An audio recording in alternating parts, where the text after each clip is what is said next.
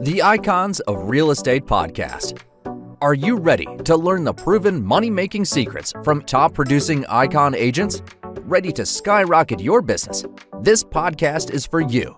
Tune in every week with your host, Tomasz Fonseca, and find out how to implement proven strategies to 10 times your business, from $3 million to $30 million in just 12 months. Brought to you by the Masters at Real Estate Marketing, Arter SEO.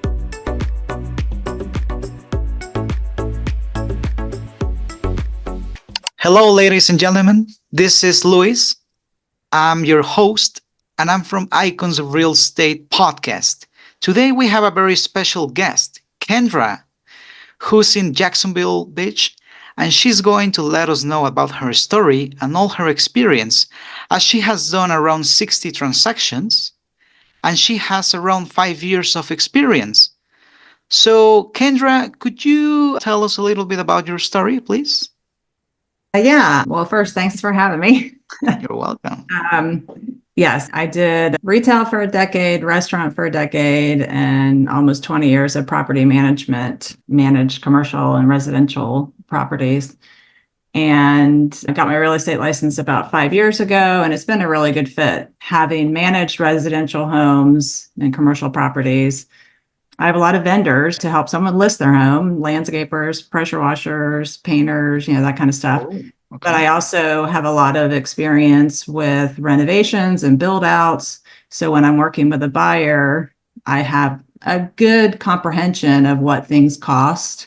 When it comes into like an inspection, I have people I can reach out to that I've worked with over the years that can give me a good idea of what something will cost to repair in those kind of moments of negotiations. So do you think that it's not only about doing a transaction? You have to get the general vision of owning a house, right? Yeah, it's definitely not just a sales transaction. It's someone's biggest purchase in their life, if it's their primary residence. So there's a lot of things that go into play into that. Getting insurance, making sure everything's working, if it's turnkey or if it's not turnkey, working with investors, what they can renovate, what they can't renovate, what their return on investment will be once they get it rented, that kind of thing. Perfect. So how has the real estate market in Jacksonville Beach evolved in the past 5 years? Northeast Florida has really been an untapped market in Florida. We are a taste of four seasons. We're at the Florida-Georgia border. We, in Jacksonville, have an NFL team, international airport. Duval County is one of the biggest counties in the state of Florida, really. So there's plenty of room to grow, to build. We saw a 23% increase in equity in the year of COVID because everyone was moving to Florida. Of course, you don't have state taxes. So yeah, it's still a really low inventory. I heard a number, 70,000 listings compared to 340,000 listings back in the crash. Wow. Yeah, so it's the biggest generation since the baby boomers that are buying houses now, and there's not enough inventory. I don't see prices declining. It's still a great time to buy. People that need to move are moving, and people are still coming to Florida. There are still feeder markets from Chicago, California, New York. Yeah, actually 70% of our podcasts are coming from Florida. So yeah, Florida, it's huge for the real estate market. I understand that. And what trends do you see on the future for your market? Like, what can you visualize for the future into the Jacksonville Beach area? Well, I'm on a barrier island. We have Atlantic Beach, Neptune Beach, Jacksonville Beach, and Ponte Vedra Beach. And there's not a lot of land left to build here, but on the mainland and west of St. Johns River. So Jacksonville is surrounded by water. We have the ocean, we have the intercoastal, we have the St. Johns River. There's a lot of growth happening in St. Johns County has been a huge growth county. We've got Clay County, Nassau County. So lots of new construction for sure. That is great. Thank you for answering. Can you tell us about you being a board member and current president to the Beaches Town Center Agency? Yeah, so the Beaches Town Center is actually where I-10 dead ends into the ocean. Okay. We call it Atlantic Boulevard where we are. So south of that is Neptune Beach, and north of that is Atlantic Beach. And so we call it Beaches Town Center. So it's two cities, it's their central business district. And one of the properties that I managed was in that central business district. So I worked at a restaurant for 10 years prior to that. So I've worked on that corner, and we kind of call it the corner. I know, worked on the same corner for 30 years. But I got involved, just in the beautification. So the Beaches Town Center Agency is actually a nonprofit that works with both of the cities to beautify the area. So we work with the local businesses. We work with the community. We do some fundraising events. We do some free events. We have a tree lighting every year. We have a fall festival that's free and open to the community. We do an engraved brick program where you can get a brick with your name on it and put it on the sidewalk. We have a huge music festival every May. It's called Dance in the Streets. Wow. And that's a big fundraiser that just goes right back into the community. And then during the holidays, we wrap the palm trees with Christmas lights and just really makes the area beautiful. So we've got 2 oceanfront hotels, lots of restaurants and retail shops, and it's just a thriving small town feel. Okay. And what is the reason you love to help people and participate into your community? I think when I have 3 daughters, they are now 29, 26, and 21, but when they were young and just starting in school, actually, my first daughter, her introduction to Duval County schools, her teacher that year ultimately lost her ability to teach in the state of Florida for verbally and physically harassing the kids. And that's when I really got involved in the school and the PTA and the school advisory council, got a relationship with the principal because I knew something wasn't right in that classroom. But I also fell in love with the kids too. So realized it was my neighborhood school. There was a definite slice of life. So I got very involved in my kids' extracurricular and things within the school, making the schools better. And then that kind of translated to the central business district as well. Like take Dance in the Streets, for example, we have a kid zone that my kids would go to. And then when they were old enough to volunteer, they would volunteer. And then obviously they got old enough just to come, not volunteer and enjoy the festival.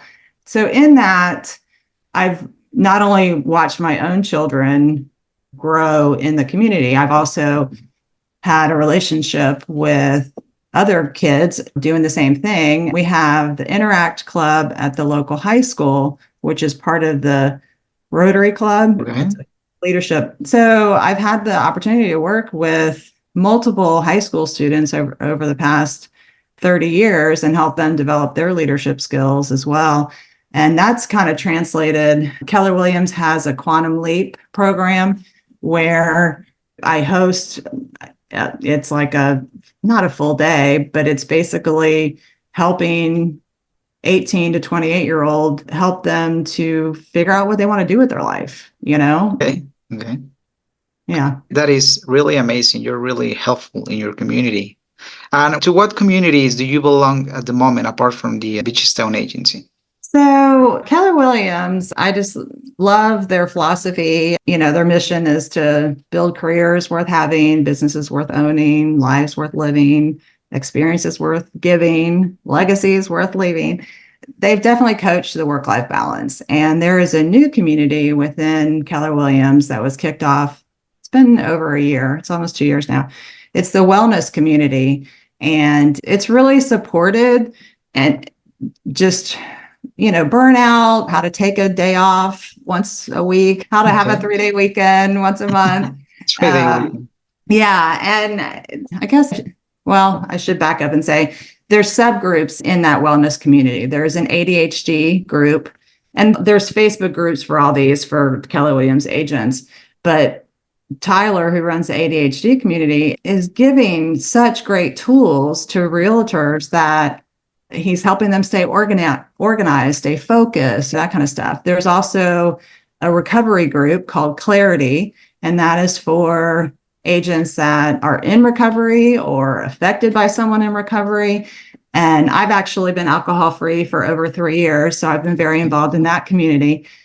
And then we're slowly kicking off some of the affinity groups, which are like KW Golf, KW Fit, KW Ride or Dies, which is the Peloton. And I'm actually in the process of kicking off the KW Yoga group with another agent, Tyra, out of Colorado.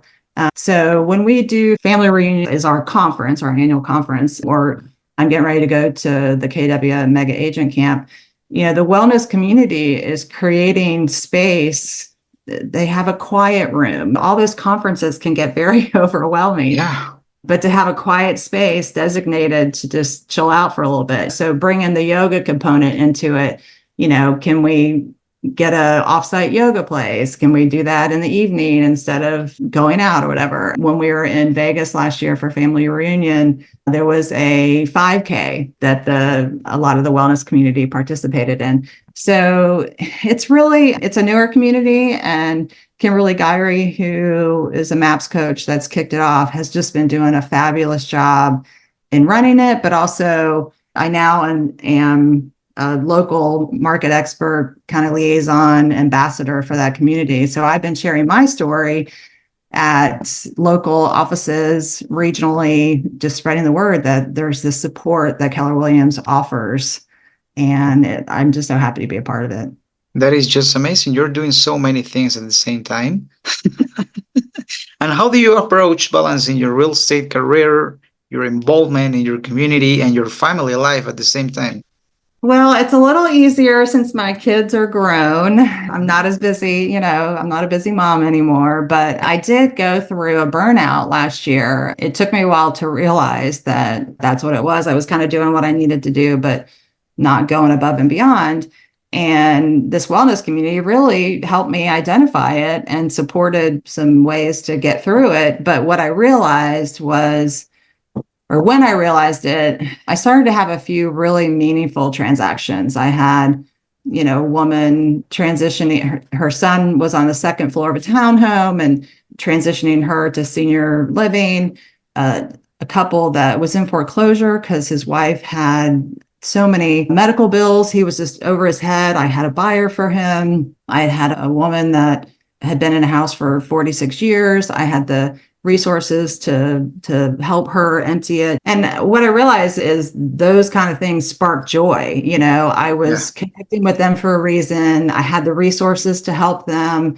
It made me realize I like what I do. I'm good at what I'm doing, and just got to find that balance of finding time for myself so that I'm not overworked and on edge.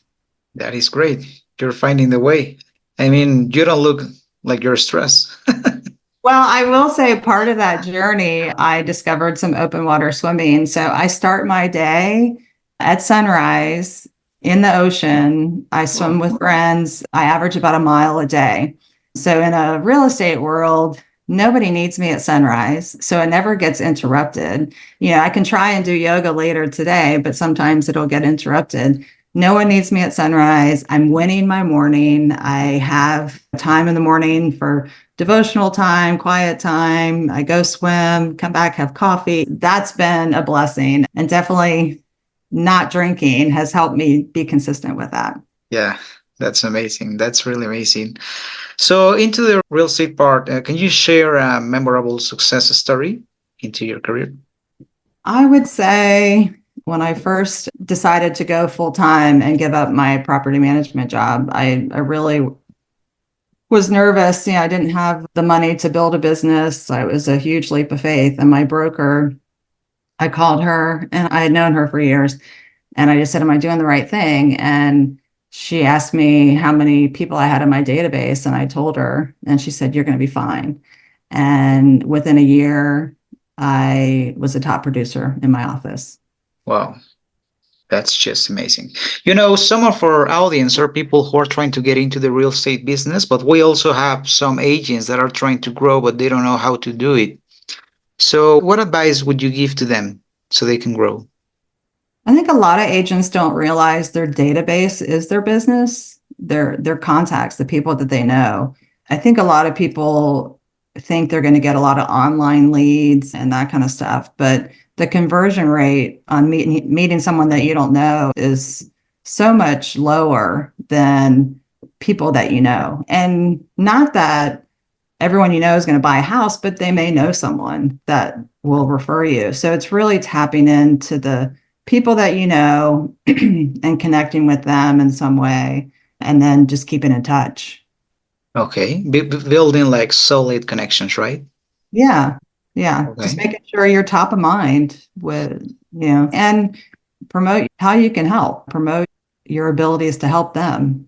Of course, of course. And would you be open to recruit people for your brokerage so you can coach them and help them to grow? Totally. I highly recommend. Yeah. If anybody would love to connect, I'm happy to talk about Keller Williams. I've interviewed with a lot of brokerages before I went with Keller Williams and kind of left them for last because I did know the broker. I did know some of the people and was really happy with the journey, with the training, with the support.